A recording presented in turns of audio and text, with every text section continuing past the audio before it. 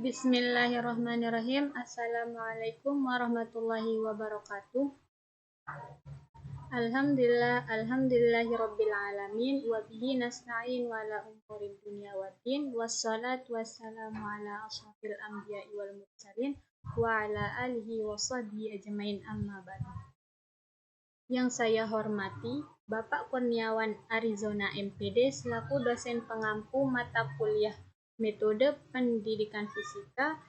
Pertama-tama, izinkan saya mengucapkan terima kasih atas kesempatan yang diberikan untuk mempresentasikan seminar proposal saya yang berjudul Penerapan Model Problem Based Learning atau PBL berbentukan media animasi, dampak hasil belajar kognitif, dan berpikir kritis peserta didik kelas 10. Pada kesempatan ini, saya, Weni Yulistiani dengan NIM 230108040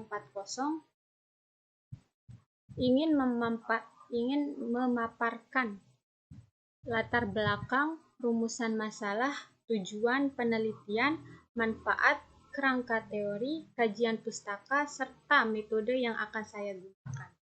Semoga pemaparan ini dapat memberikan gambaran yang jelas dan mendapat masukan yang membangun untuk penyempurnaan penelitian saya. Baik, selanjutnya saya ingin mempresentasikan latar belakang dari judul saya tersebut.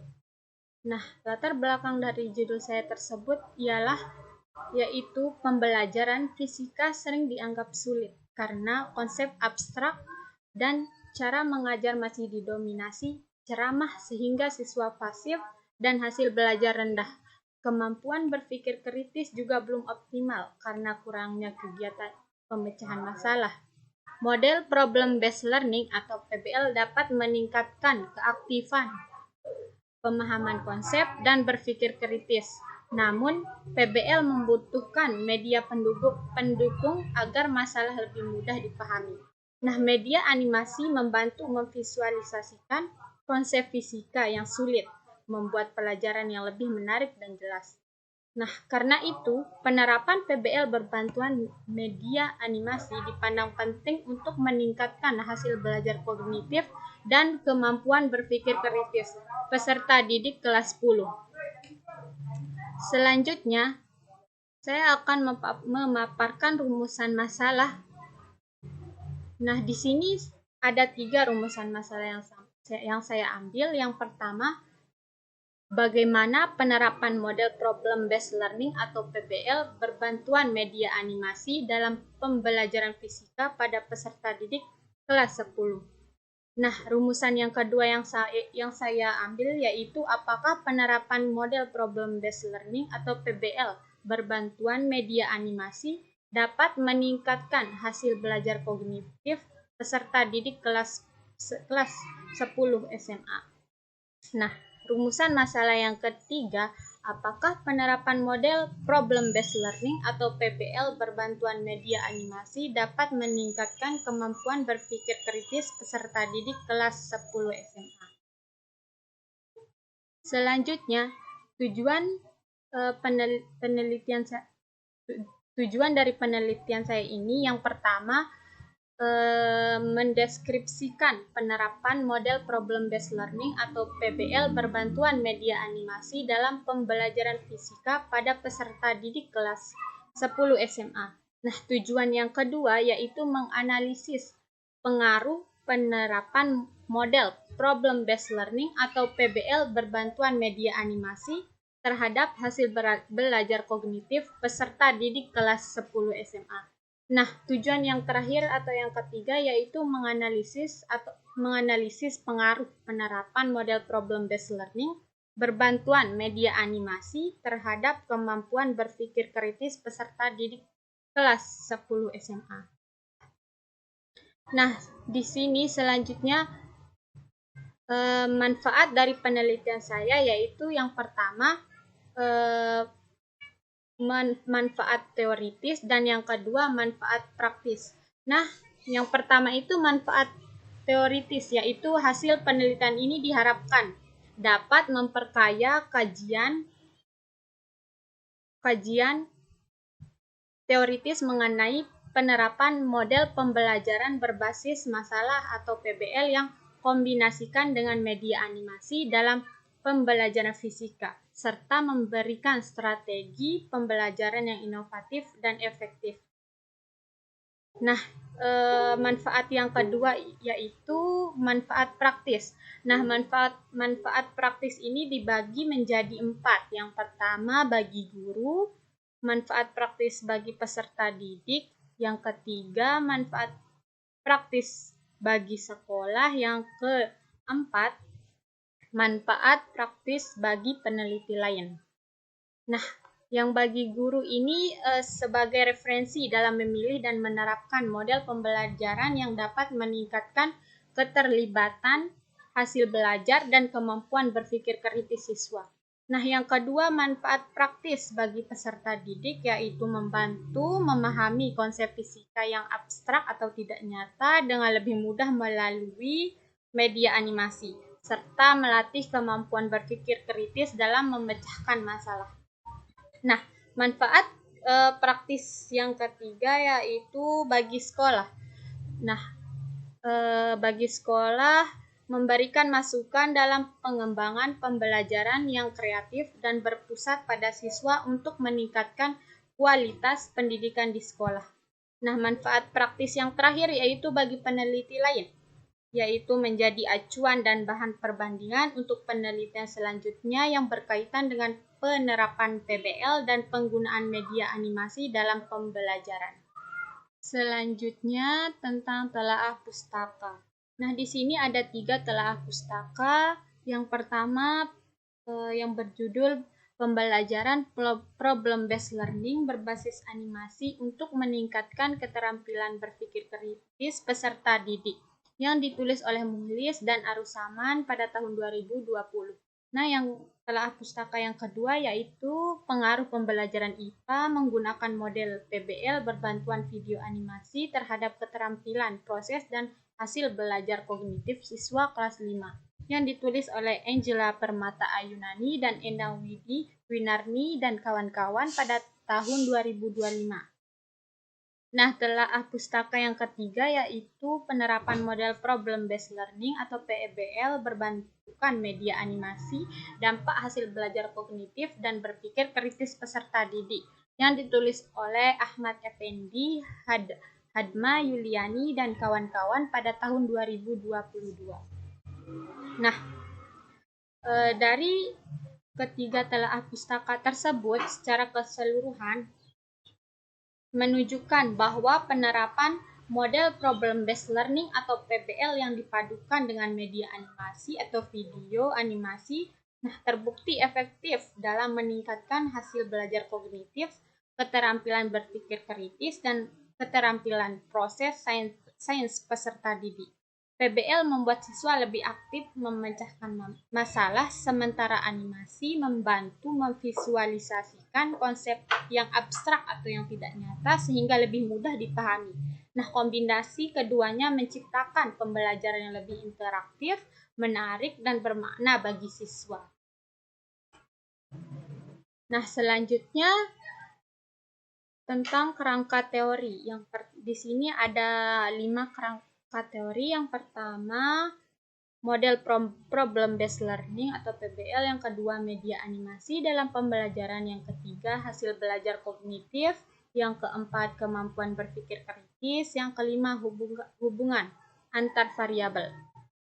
Nah, yang pertama, model Problem Based Learning yaitu merupakan salah satu model pembelajaran yang berpusat pada peserta didik dengan menekankan proses pemecahan masalah nyata sebagai sarana untuk membangun pengetahuan baru. Model ini terdiri atas beberapa tahapan, yaitu yang pertama, mengorientasikan siswa pada masalah. Yang kedua, mengorganisasi siswa untuk belajar. Yang ketiga, membimbing penyelidikan individu maupun kelompok. Yang keempat, mengembangkan dan menyajikan hasil karya. Dan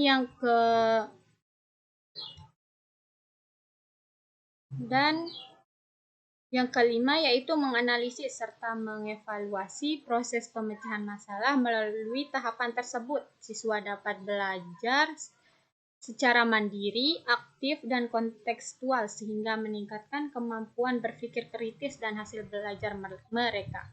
Nah, yang kedua itu tentang media animasi dalam pembelajaran, yaitu merupakan bentuk media visual yang menampilkan serangkaian gambar bergerak untuk menciptakan ilustrasi gerak dan membantu memvisualisasikan konsep yang abstrak. Nah, yang ketiga itu tentang hasil belajar kognitif, yaitu merupakan kemampuan peserta didik dalam memahami, mengingat, dan menerapkan pengetahuan yang diperoleh selama proses belajar.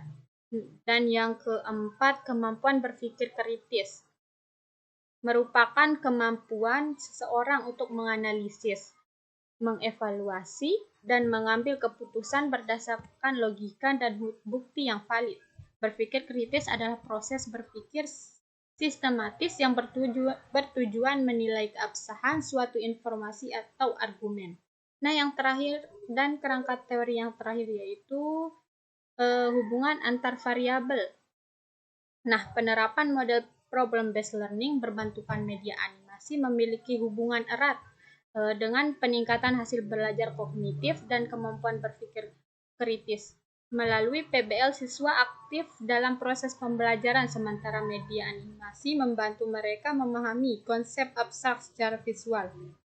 Nah, kombinasi keduanya dapat meningkatkan motivasi, keterlibatan, dan pemahaman konseptual siswa. Dengan demikian, semakin efektif menerapkan model PBL berbantuan media animasi, maka semakin tinggi pula hasil belajar kognitif dan kemampuan berpikir kritis peserta didik. Nah, yang selanjutnya tentang metode penelitian. Nah, di sini ada beberapa metode penelitian. Yang pertama itu jenis dan pendekatan penelitian yaitu menggunakan pendekatan kualitatif deskriptif, yaitu penelitian yang bertujuan untuk mendeskripsikan secara mendalam proses penerapan model problem-based learning atau PBL berbantuan media animasi serta dampak terhadap hasil belajar kognitif dan kemampuan berpikir kritis peserta didik kelas 10. Nah, yang kedua itu lokasi dan waktu penelitian. Di sini penelitian ini dilaksanakan mungkin di SMAN 2 Labuati pada semester genap tahun pelajaran 2025-2026. Nah, lokasi ini dipilih karena telah menerapkan pembelajaran berbasis kurikulum merdeka yang mendukung model pembelajaran inovatif. Penelitian dilaksanakan selama 4 minggu, meliputi tahap observasi awal, pelaksanaan pembelajaran, dan refleksi hasil belajar siswa. Nah, yang ketiga itu tentang subjek dan objek penelitiannya. Nah, di sini subjek penelitian adalah peserta didik kelas 10, terdiri dari sekitar 30 siswa, serta guru fisika yang melaksanakan pembelajaran. Nah, di sini ada dua objek penelitian yang mencakup. Yang pertama, proses model problem-based learning atau berbantuan media animasi. Yang kedua, dampak penerapan model tersebut terhadap hasil belajar kognitif dan kemampuan berpikir kritis peserta didik. Nah, yang keempat, metode penelitian yang keempat yaitu tentang fokus penelitian, yaitu meliputi 3. Yang pertama, pelaksanaan model PBL berbantuan media animasi mencakup tahap orientasi masalah, penyelidikan kelompok, presentasi hasil, dan refleksi. Dan yang kedua, respon siswa terhadap pembelajaran termasuk keaktifan. Nah, yang ketiga, dampak pembelajaran terhadap hasil belajar kognitif dan kemampuan berpikir kritis yang terlihat dari perubahan pemahaman dan cara berpikir siswa dalam memecahkan masalah fisika. Nah, yang kelima itu tentang teknik pengumpulan data. Untuk memperoleh data yang mendalam digunakan beberapa teknik berikut. Yang pertama, observasi. Yang kedua, wawancara mendalam dilakukan terhadap guru dan beberapa siswa. Dan yang ketiga, dokumentasi. Dan yang keempat, tes hasil belajar dan lembar berpikir kritis. Nah, yang keenam, tentang instrumen penelitian. Nah, di sini dalam penilaian kualitatif ada penelitian sendiri, yaitu instrumen yang berperan dalam merencanakan atau melaksanakan mengumpulkan dan menganalisis data. Selain itu digunakan pula instrumen bantuan seperti yang pertama lembar observasi, aktivitas siswa dan guru. Nah, yang kedua tentang pedoman wawancara semi yang terstruktur, yang ketiga lembar refleksi siswa, yang keempat tentang catatan lapangan. Nah, metode penelitian yang ketujuh yaitu tentang teknik analisis data. Nah, dilakukan secara interaktif dan berkelanjutan sesuai dengan model Miles dan Huberman pada tahun 1994, yaitu meliputi 3 tahap. Yang pertama, reduksi data, yang kedua, penyajian data, nah yang terakhir tentang penarikan kesimpulan dan verifikasi. Nah, metode penelitian yang ke-8 yaitu keabsahan data. Untuk memastikan keabsahan data digunakan teknik triangulasi, yaitu membandingkan data dari berbagai sumber dan metode. Nah, di sini juga meliputi beberapa jenis triangulasi, yaitu yang pertama triangulasi sumber guru, siswa atau dokumen, yang kedua triangulasi teknik, observasi, wawancara atau dokumentasi, yang ketiga triangulasi waktu atau pengambilan data pada waktu yang berbeda. Nah, metode penelitian yang terakhir yaitu tentang prosedur penelitian, yaitu yang pertama tahap persiapan, yang kedua tahap pelaksanaan, dan yang ketiga tahap analisis dan refleksi. Nah, dari pemaparan dari judul saya tersebut disimpulkan bahwa penelitian ini menegaskan bahwa penerapan model problem based learning atau PBL berbantuan media animasi berpotensi meningkatkan hasil belajar kognitif dan kemampuan berpikir kritis peserta didik kelas 10. Nah, pembelajaran menjadi lebih interaktif, menarik, dan membantu siswa memahami konsep fisika yang bersifat abstrak. Hasil penelitian ini diharapkan memberikan kontribusi bagi guru dalam mengembangkan strategi pembelajaran yang lebih efektif bagi peserta didik dalam meningkatkan pemahaman konsep, serta bagi peneliti lain sebagai rujukan untuk penelitian selanjutnya. Mungkin sekian dan terima kasih. Demikian pemaparan saya mengenai proposal penelitian yang berjudul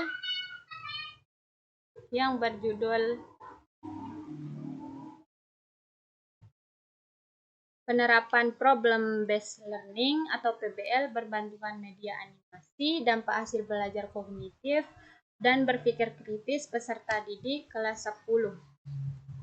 Saya menyadari bahwa proposal ini masih memiliki kekurangan, sehingga saya sangat membuka diri untuk menerima masukan dan saran yang membangun demi penyempurnaan penelitian ini. Mungkin sekian, terima kasih atas perhatiannya dan waktunya. Wassalamualaikum warahmatullahi wabarakatuh.